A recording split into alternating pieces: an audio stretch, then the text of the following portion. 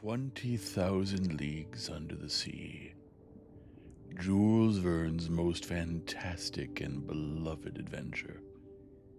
Join us now for a quick trip under the waves into a world of the fabulous. If you like this sort of content, don't forget to like, subscribe, hit the bell icon, and leave a comment if you would. On with the tale. Chapter 10. The Submarine Coal Mines. The next day, February 20th, I awoke very late. The fatigues of the previous night had prolonged my sleep until 11 o'clock. I dressed quickly and hastened to find the course the Nautilus was taking. The instruments showed it to be still toward the south with a speed of 20 miles an hour and a depth of 50 fathoms. The species of fish here did not differ much from those already noticed. There were rays of giant size, 5 yards long, and endowed with great muscular strength which enabled them to shoot above the waves. Sharks of many kinds, among others one 15 feet long with triangular sharp teeth and whose transparency rendered it almost invisible in the water. Among bony fish, Conseil noticed some about 3 yards long, armed with the upper jaw with a piercing sword, other bright-colored creatures known in the time of Aristotle by the name of the sea dragon, which are dangerous to capture on account of the spikes on their back. About 4 o'clock, the soil, generally composed of a thick mud mixed with petrified wood, changed by degrees and became more stony, and seemed strewn with conglomerate and pieces of basalt, with a sprinkling of lava. I thought that a mountainous region was succeeding the long plains, and accordingly, after a few evolutions of the Nautilus, I saw the southerly horizon blocked by a high wall which seemed to close all exit. Its summit evidently passed the level of the ocean. It must be a continent, or at least an island, one of the Canaries, or the Cape Verde Islands. The bearings not being yet taken, perhaps designedly, I was ignorant of our exact position. In any case, such a wall seemed to me to mark the limits of that Atlantis, of which we had in reality passed over only the smallest part. Much longer should I have remained at the window admiring the beauties of sea and sky, but the panels closed. At this moment the Nautilus arrived at the side of this high perpendicular wall. What it would do I could not guess. I returned to my room. It no longer moved. I laid myself down with the full intention of waking after a few hours' sleep, but it was 8 o'clock the next day when I entered the saloon. I looked at the manometer. It told me that the Nautilus was floating on the surface of the ocean. Besides, I heard steps on the platform. I went to the panel.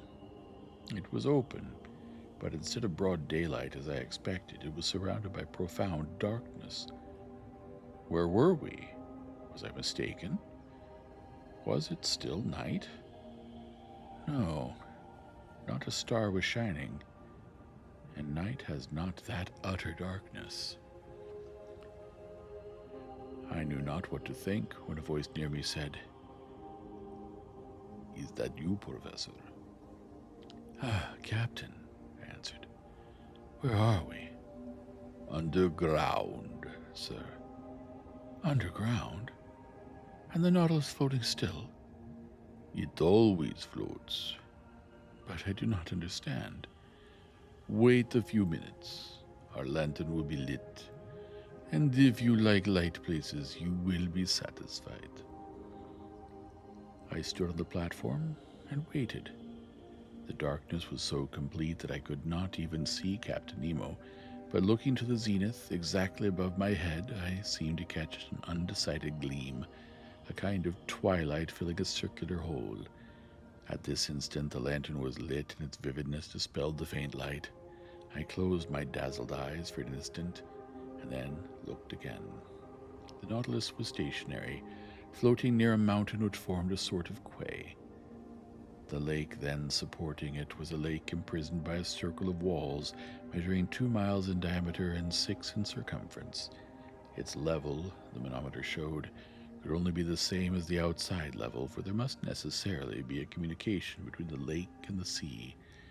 The high partitions, leaning forward on their base, grew into a vaulted roof bearing the shape of an immense funnel.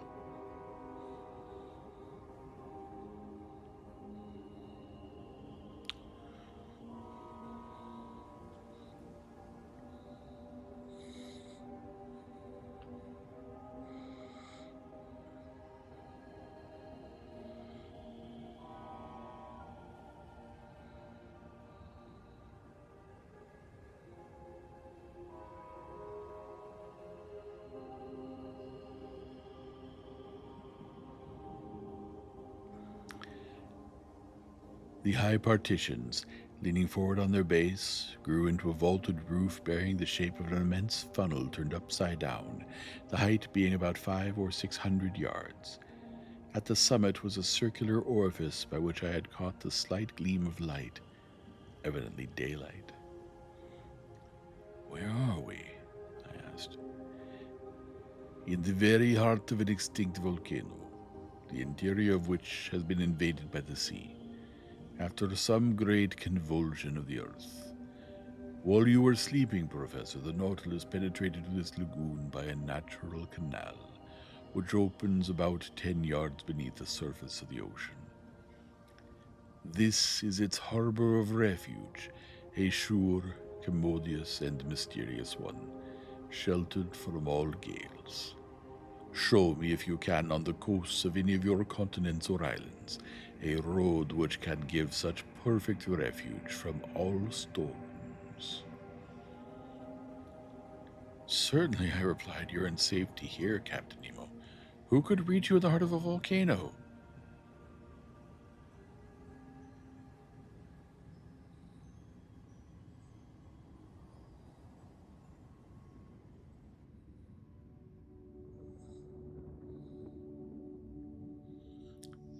"Certainly," I replied. "You're in safety here, Captain Nemo. Who could reach you in the heart of a volcano? But did I not see an opening at its summit?" "Yes, its crater, formerly filled with lava, vapor, and flames, and which now gives entrance to the life-giving air we breathe." "But what is this volcanic mountain?" "It belongs to one of the numerous islands with which the sea is strewn. To vessels a simple sandbank, to us an immense cavern. Chance led me to discover it, and chance served me well." "But of what use is this refuge, Captain? The Nautilus wants no port." "No, sir, but it wants electricity to make it move, and the wherewithal to make the electricity, sodium to feed the elements, coal from which to get the sodium, and the coal mine to supply the coal. And exactly on this spot, the sea covers entire forests embedded in the geological periods, now mineralized and transformed into coal. For me, they are an inexhaustible mine." "Your men follow the trade of miners here, then, Captain?" "Exactly so. These mines extend out of the waves like the mines of Newcastle. Here in their diving dresses, pickaxe and shovel in hand, my men extract the coal which I do not even ask from the mines of the earth. When I burn this combustible for the manufacture of sodium, the smoke escaping from the crater of the mountain gives it the appearance of a still active volcano." "And we shall see your companions at work?" "No, not this time at least, for I am in a hurry to continue our submarine tour of the Earth, so I shall content myself with drawing from the reserve of sodium I already possess. The time for loading is one day only, and we continue our voyage. So if you wish to go over the cavern and make the round of the lagoon, you must take advantage of today, Monsieur Aronnax." I thanked the captain and went to look for my companions, who had not yet left their cabin. I invited them to follow me without saying where we were. They mounted the platform. Conseil, who was astonished at nothing, seemed to look upon it as quite natural that he should wake under a mountain after having fallen asleep under the waves. But Ned Land thought of nothing but finding whether the cavern had any exit. After breakfast, about 10 o'clock, he went down onto the mountain. "Here we are, once more on land," said Conseil. "I do not call this land," said the Canadian. "And besides, we're not on it, but beneath it." Between the walls of the mountains and the waters of the lake lay a sandy shore which, at its greatest breadth, measured 500 feet. On this soil one might easily make the tour of the lake, but the base of the high partitions was stony ground, with volcanic locks and enormous pumice stones.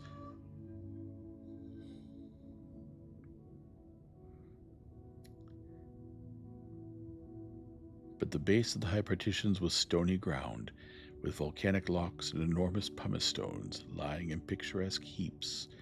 All these detached masses, covered with enamel, polished by the action of the subterraneous fires, shone resplendent by the light of our electric lantern. The mica dust from the shore, rising under our feet, flew like a cloud of sparks. The bottom now rose sensibly, and we soon arrived at long circuitous slopes or inclined planes, which took us higher by degrees. But we were obliged to walk carefully among these conglomerates, bound by no cement, the feet slipping on the glassy crystal, feldspar, and quartz. The volcanic nature of this enormous excavation was confirmed on all sides, and I pointed it out to my companions. "Picture to yourselves," said I, "what this crater must have been when filled with boiling lava, and when the level of the incandescent liquid rose to the orifice of the mountain, as though melted on the top of a hot plate." "I can picture it perfectly," said Conseil.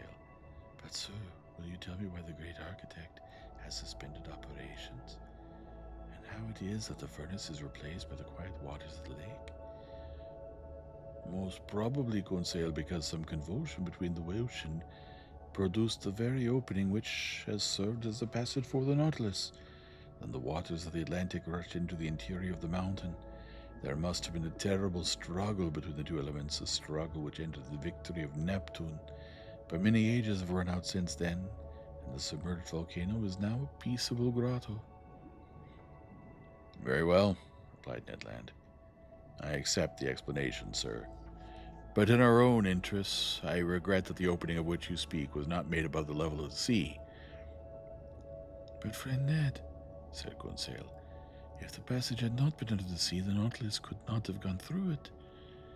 We continued ascending.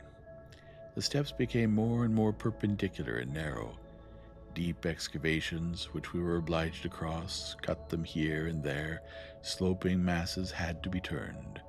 We slid upon our knees and crawled along, but Conseil's dexterity and the Canadian's strength surmounted all obstacles. At a height of about 31 feet, the nature of the ground changed without becoming more practicable. To the conglomerate and trachyte succeeded black basalt, the first dispread in layers full of bubbles, the latter forming regular prisms placed like a colonnade supporting the spring of the immense vault, an admirable specimen of natural architecture. Between the blocks of basalt wound long streams of lava, long since grown cold, encrusted with bituminous rays, and in some places there were large carpets of sulfur. A more powerful light shone through the upper crater, shedding a vague glimmer over those volcanic depressions forever buried in the bosom of this extinguished mountain. But our upward march was soon stopped at a height of about 250 feet by impassable obstacles. There was a complete vaulted arch overhanging us, and our ascent was changed to a circular walk. At the last change, vegetable life began to struggle with the mineral. Some shrubs and even some trees grew from the fractures of the walls. I recognized some euphorbias with the caustic sugar coming from them. Heliotropes, quite incapable of justifying their name, sadly drooped their clusters of flower, both their color and perfume half gone. Here and there some chrysanthemums grew timidly at the foot of an aloe with long, sickly-looking leaves, but between the streams of lava I saw some little violets still slightly perfumed, and I admit that I smelt them with delight. Perfume is the soul of the flower, and sea flowers have no soul. We had arrived at the foot of some sturdy dragon trees, which had pushed aside the rocks with their strong roots, when Ned exclaimed, "Ah, sir, a hive! A hive!" hive, I replied, with a gesture of incredulity. Yes, a hive, repeated the Canadian, and bees humming around it. I approached and was bound to believe my own eyes. There, at a hole bored in one of the dragon trees, were some thousands of these ingenious insects, so common in all the Canaries, and whose produce is so much esteemed. Naturally enough, the Canadian wished to gather the honey, and I could not well oppose his wish. A quantity of dry leaves mixed with sulphur he lit with a spark from his flint, and he began to smoke out the bees. The humming ceased by degrees, and the hive eventually yielded several pounds of the sweetest honey, which Ned Land filled with his haversack. When I have mixed this honey with a taste of the artocarpus, said he, I shall be able to offer you a succulent cake. Upon my word, said Conseil, it will be gingerbread. Never mind the gingerbread, said I. Let us continue our interesting walk. At every turn of the path we were following, the lake appeared in all its length and breadth. The lantern lit up the whole of its peaceable surface, which knew neither ripple nor wave. The Nautilus remained perfectly immovable on the platform and on the mountain. The ship's crew were working like black shadows clearly carved against the luminous atmosphere. We were now going around the highest crest of the first layers of rock which upheld the roof. I then saw that bees were not the only representatives of the animal kingdom in the interior of this volcano. Birds of prey hovered here and there in the shadows, or fled from their nests on the top of rocks.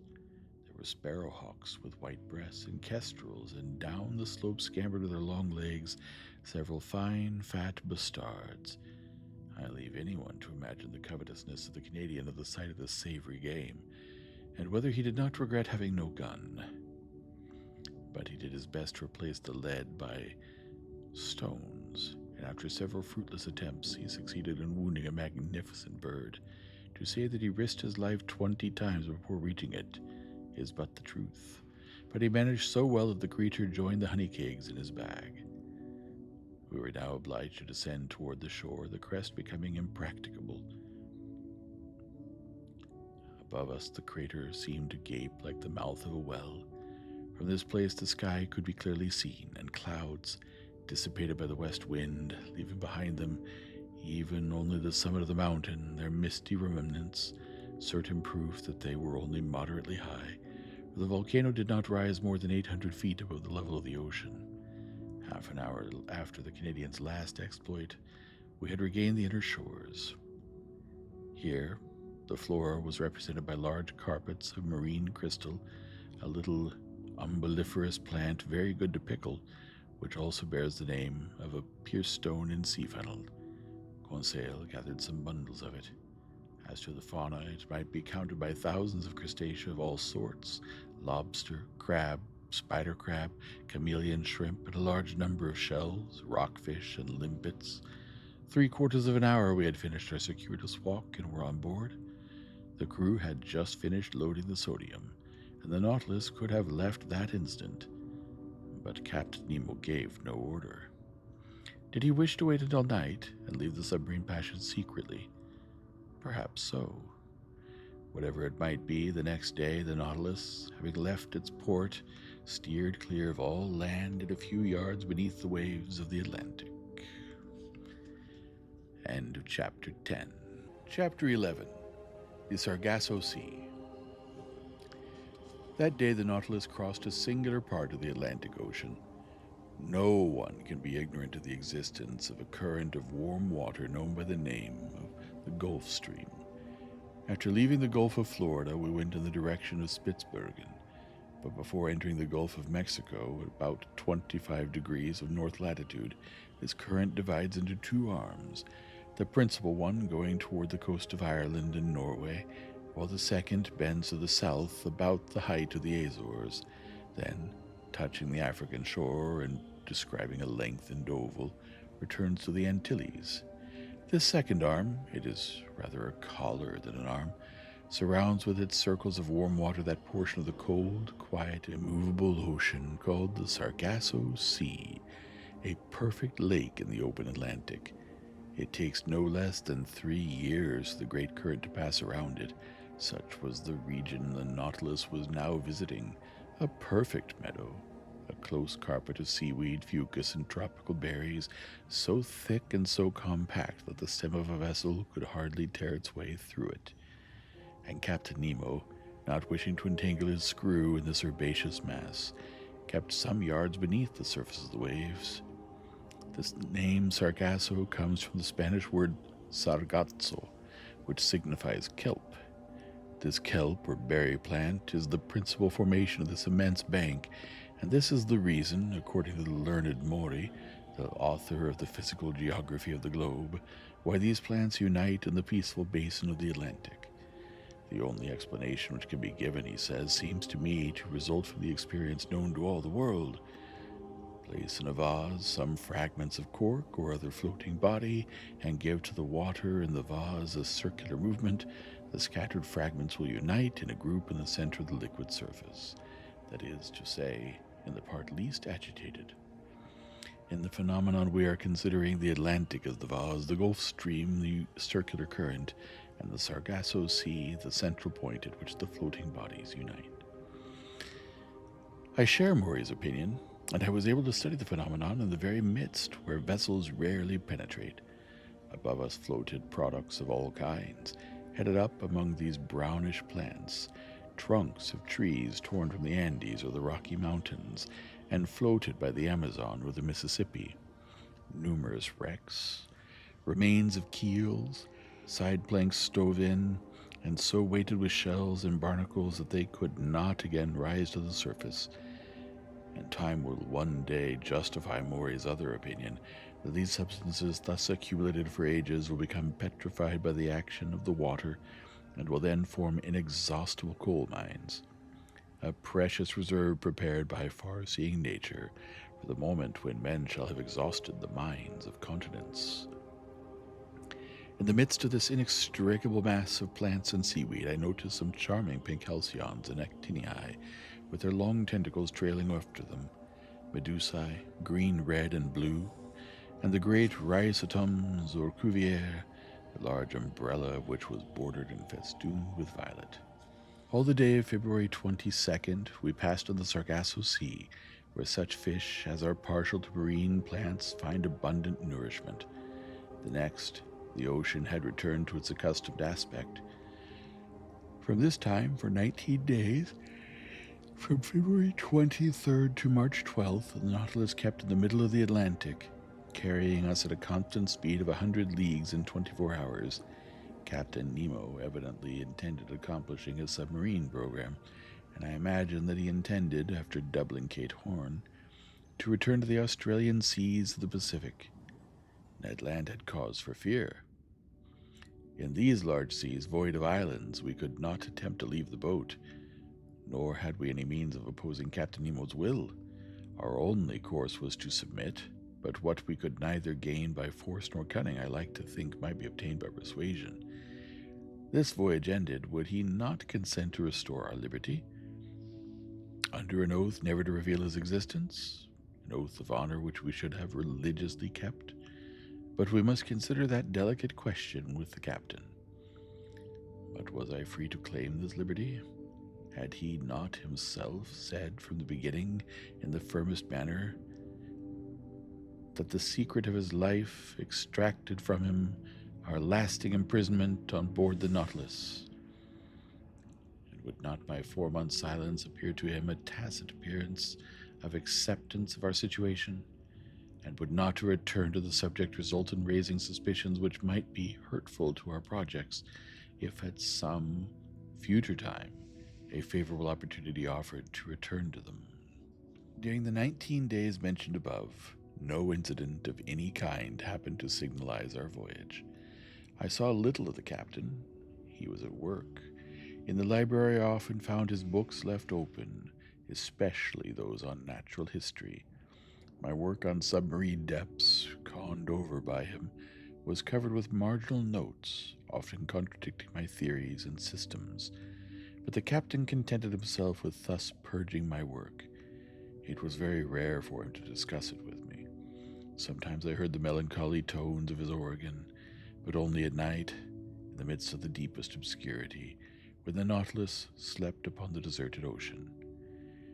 During this part of our voyage, we sailed whole days on the surface of the waves. The sea seemed abandoned. A few sailing vessels on the road to India were making for the Cape of Good Hope. One day we were followed by the boats of a whaler who, no doubt, took us for some enormous whale of great price. But Captain Nemo did not wish the worthy fellows to lose their time in trouble, so ended the chase by plunging under the water. Our navigation continued until March 13th, the day that the Nautilus was employed in taking soundings, which greatly interested me. We had then made about 13,000 leagues since our departure from the high seas of the Pacific.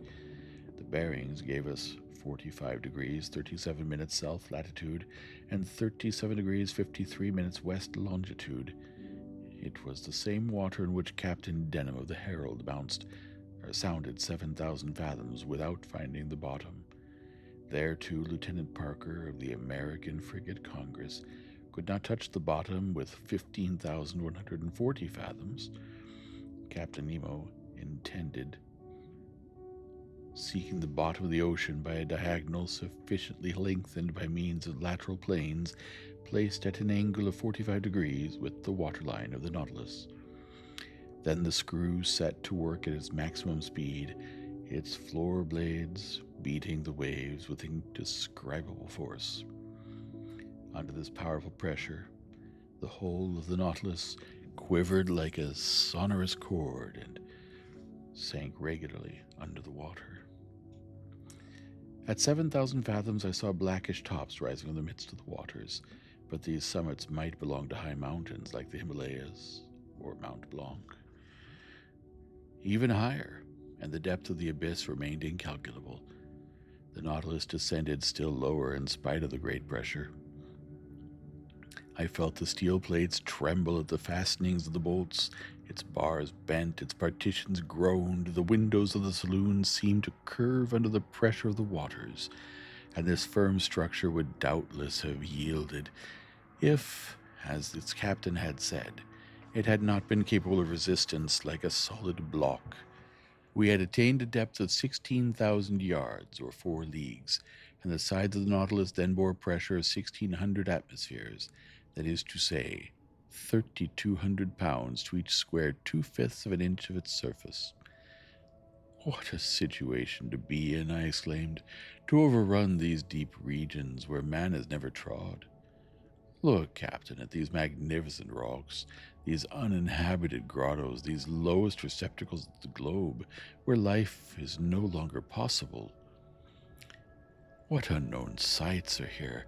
Why should we be unable to preserve a remembrance of them? Would you like to carry away more than a remembrance? Said Captain Nemo. What do you mean by those words? I mean to say that nothing is easier than to make a photographic view of this submarine region.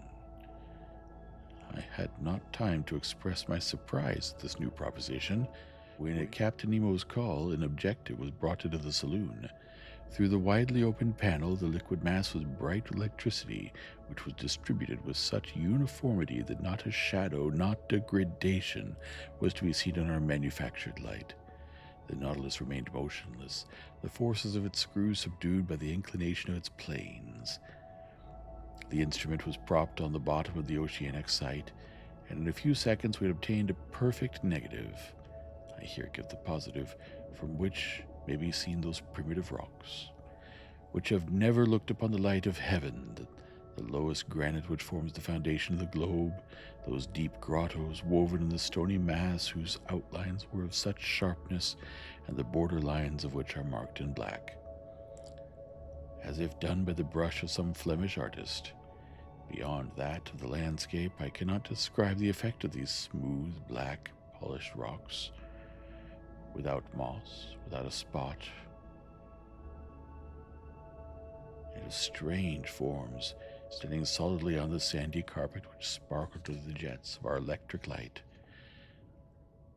But the operation being over, Captain Nemo said, "Let us go up.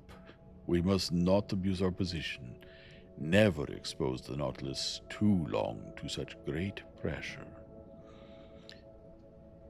Go up again? I exclaimed. Oh, dwell on. I had not time to understand why the captain cautioned me thus when I was thrown forward onto the carpet. At a signal from the captain, its screw was shipped and its blades raised vertically. The Nautilus shot into the air like a balloon, rising with stunning rapidity and curling the mass of waters with its sonorous agitation. Nothing was visible, and in 4 minutes it had shot through the 4 leagues which separated it from the ocean, and after emerging like a flying fish, fell, making the waves rebound to an enormous height. End of Chapter 11. Chapter 12. Cachalots and Whales. During the nights of March 13th and 14th, the Nautilus returned to its southerly course. I fancied that, when on a level with Cape Horn, he would turn the helm westward in order to beat the Pacific seas, and so complete the tour of the world.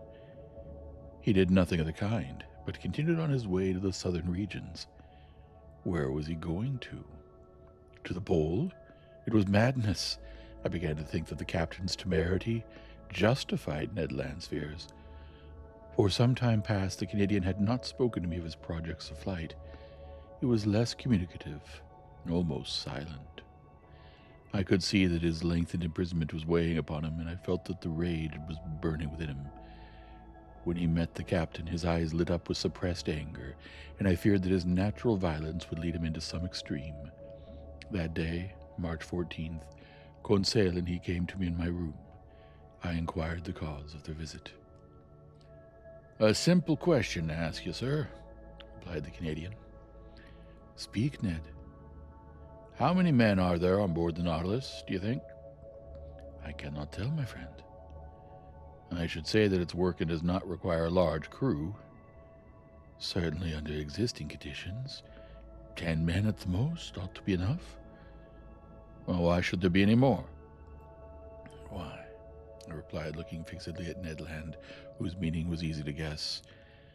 "Because," I added, "if my surmises are correct, and if I have well understood the captain's existence, the Nautilus is not only a vessel, it is also a place of refuge for those who, like its commander, have broken every tie upon earth." "Perhaps so," said Conseil. "But in any case, the Nautilus can only contain a certain number of men. Could not you, sir, estimate their maximum?" "How, Conseil?" "By calculation. Given the size of the vessel, which you know, sir, and consequently the quantity of air it contains, knowing also how much each man expends at breath, and comparing these results with the fact that the Nautilus is obliged to go to the surface every 24 hours. Conseil had not finished the sentence before I saw what he was driving at. "I understand," said I, "but that calculation, though simple enough, can give but a very uncertain result." "Never mind," said Ned Land urgently. "Here it is, then," said I. "In 1 hour each man consumes the oxygen contained in 20 gallons of air, and in 24 that contained in 480 gallons. We must therefore find how many times 480 gallons of air the Nautilus contains." "Just so," said Conseil. "Or," I continued, "the size of the Nautilus being 1,500 tons, and 1 ton holding 200 gallons, it contains 300,000 gallons of air, which divided by 480 gives a quotient of 625, which means to say, strictly speaking, that the air contained in the Nautilus would suffice for 625 men for 24 hours. 625, repeated Ned. But remember that all of us, passengers and sailors and officers included, would not form a 10th part of that number. Still too many for 3 men, murmured Conseil. The Canadian shook his head, passed his hand across his forehead, and left the room without answering. "Will you allow me to make one observation, sir?" said Conseil. "Poor Ned is longing for everything that he cannot have. His past life is always present to him. Everything that we have forbidden he regrets. His head is full of old recollections, and we must understand him. What has he to do here? Nothing. He is not learned like you, and has not the same taste for the beauties of the sea that we have. He would risk everything to be able to go once more into a tavern in his own country. Certainly the monotony on board must seem intolerable to the Canadian, accustomed as he was to a life of liberty and activity. Events were rare which could rouse him to any show of spirit, but that day an event did happen which recalled the bright days of the harpooner. About 11 in the morning, being on the surface of the ocean, the Nautilus fell in with a troop of whales, an encounter which did not astonish me, knowing that these creatures, hunted to death, had taken refuge in high latitudes. We were seated on the platform with a quiet sea. The month of October in those latitudes gave us some lovely autumnal days. It was the Canadian, he could not be mistaken, who signaled a whale on the eastern horizon. Looking attentively, one might see its black back rise and fall with the waves 5 miles from the Nautilus. "Ah!" exclaimed Ned Land. "If I was on board a whaler now such a meeting would give me pleasure. It is one of large size. See with what strength its blowholes throw up columns of air and steam. Confound it, why am I bound to these steel plates?" "What, Ned?" said I. "You have not forgotten your old ideas of fishing?" "Can a whale fisher ever forget his old trade, sir? Can he ever tire of the emotions caused by such a chase?" "You have never fished in these seas, Ned?" "Never. In the northern only, sir, and as much in Bering as in Davis Straits." "Then the southern whale is still unknown to you. It is the Greenland whale you have hunted up to this time, and that would not risk passing through the warm waters of the equator. Whales are localized according to their kinds in certain seas which they never leave, and if one of these creatures went from Bering to Davis Straits, it must be simply because there is a passage from one sea to the other, either on the American or the Asiatic side. In that case, as I've never fished in these seas, I do not know the kind of whale frequenting them." "I've told you, Ned." "A great reason for making their acquaintance." Look," exclaimed the Canadian. "They approach. They aggravate me. They know that I cannot get at them." Ned stamped his feet. His hand trembled as he grasped an imaginary harpoon. "Are these cetaceans as large as those of the northern seas?" asked he. "Very nearly, Ned." "Because I have seen large whales, sir, whales measuring 100 feet. I have even been told that those of Hullamock and Umgalik of the Aleutian Islands are sometimes 150 feet long." "That seems to me an exaggeration. These creatures are only balosopterons, provided with dorsal fins, and, like the cachalots, are generally much smaller than the Greenland whale."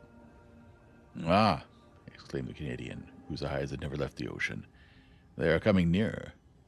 They're in the same water as the Nautilus." Then, returning to the conversation, he said, "You spoke of the cachalot as a small creature. I've heard of gigantic ones. There are intelligent cetacea. It is said of some that they cover themselves with seaweed and fucus, and then are taken for islands. People encamp upon them and settle there, light a fire."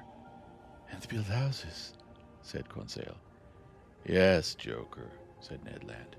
"And one fine day the creature plunges, carrying with it all the inhabitants to the bottom of the sea." "Something like the travels of Sinbad the Sailor," I replied, laughing. "Ah!" suddenly exclaimed Ned Land. "It is not one whale, there are 10. There are 20. It's a whole troop.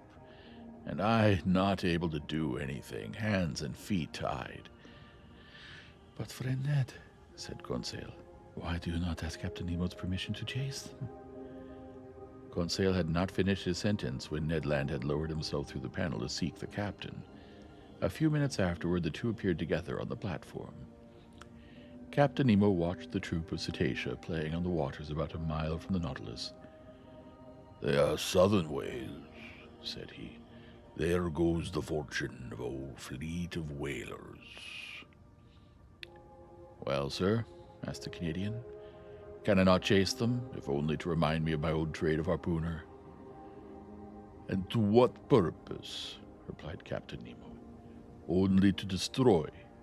We have nothing to do with the whale oil on board."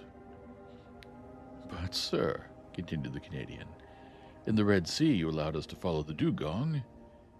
Then it was to procure fresh meat for my crew. Here it would be killing for killing's sake.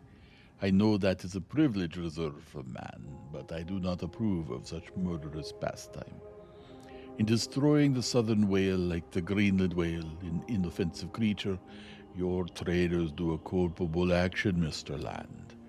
They have already depopulated the whole of Baffin's Bay and are annihilating a class of useful animals. Leave the unfortunate cetacea alone.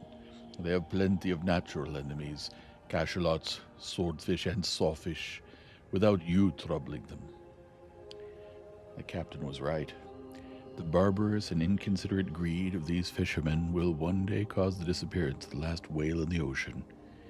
Ned Land whistled Yankee Doodle between his teeth, thrust his hands into his pockets, and turned his back upon us.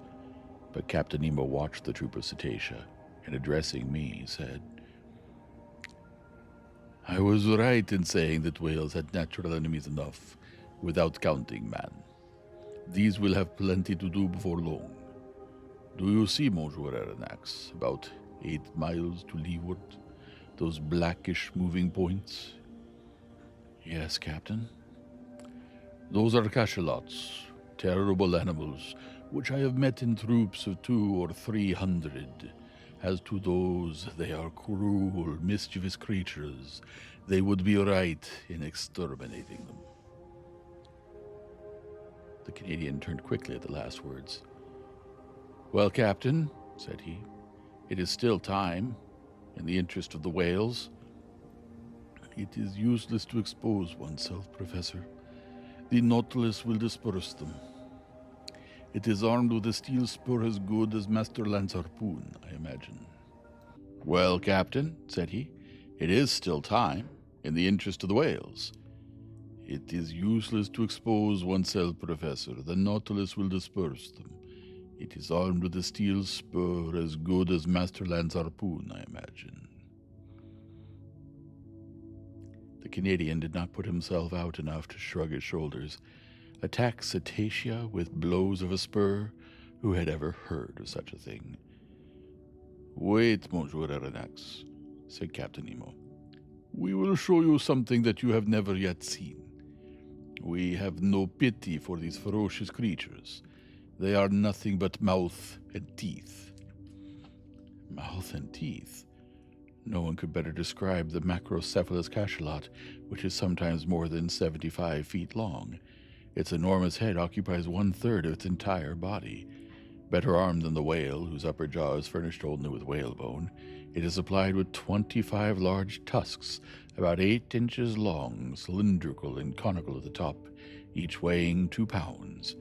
It is in the upper part of this enormous head, in great cavities divided by cartilages, that is to be found from 600 to 800 pounds of that precious oil called spermaceti. The cachalot is a disagreeable creature, more tadpole than fish, according to Verdot's description. It is badly formed, the whole of its left side being, if we may say it, a failure, and being only able to see with its right eye. But the formidable troop was nearing us. They had seen the whales and were preparing to attack them. One could judge beforehand that the cachalots would be victorious, not only because they were better built for attack than their inoffensive adversaries, but also because they could remain longer underwater without coming to the surface. There was only just time to go to the help of the whales. The Nautilus went underwater. Conseil, Ned Land, and I took our places before the window in the saloon, and Captain Nemo joined the pilot in his cage to work his apparatus as an engine of destruction. Soon I felt the bearings of the screw quicken, and our speed increased. The battle between the cachalots and the whales had already begun when the Nautilus had arrived. They did not at first show any fear at the sight of this new monster joining the conflict, but they soon had to guard against its blows. What a battle! The Nautilus was nothing but a formidable harpoon brandished by the hand of its captain. It hurled itself against the fleshy mass, passing through one part to the other, leaving behind it 2 quivering halves of the animal. It could not feel the formidable blows from their tails upon its sides, nor the shock which it produced itself, much more. One cachalot killed, it ran at the next, tacked on the spot that it might not miss its prey, going forward and backward, answering to its helm, plunging when the cetacean dived into the deep waters, coming up with it when it returned to the surface, striking it front or sideways, cutting or tearing in all directions, and at any pace, piercing it with its terrible spur. What carnage! What a noise on the surface of the waves! What sharp hissing and what snorting peculiar to these enraged animals! In the midst of these waters, generally so peaceful, their tails made perfect billows. For an hour this wholesale massacre continued, from which the cachalots could not escape. Several times 10 or 12 united tried to crush the Nautilus by their weight. From the window we could see their enormous mouths studded with tusks and their formidable eyes. Ned Land could not contain himself. He threatened and swore at them. We could feel them clinging to our vessel like dogs worrying a wild boar in a copse. But the Nautilus, working its screw, carried them here and there or to the upper levels of the ocean without caring for their enormous weight, nor the powerful strain on the vessel. At length the mass of cachalots broke up, the waves became quiet, and I felt that we were rising to the surface. The panel opened, and we hurried onto the platform. The sea was covered with mutilated bodies. A formidable explosion could not have divided and torn this fleshy mass with more violence. We were floating amid gigantic bodies, bluish on the back and white underneath, covered with enormous protuberances. Some terrified cachalots were flying toward the horizon. The waves were dyed red for several miles, and the Nautilus floated in a sea of blood. Captain Nemo joined us. "Well, Master Land." "Well, sir," replied the Canadian, whose enthusiasm had somewhat calmed, "it is a terrible spectacle, certainly, but I'm not a butcher. I'm a hunter, and I call this a butchery."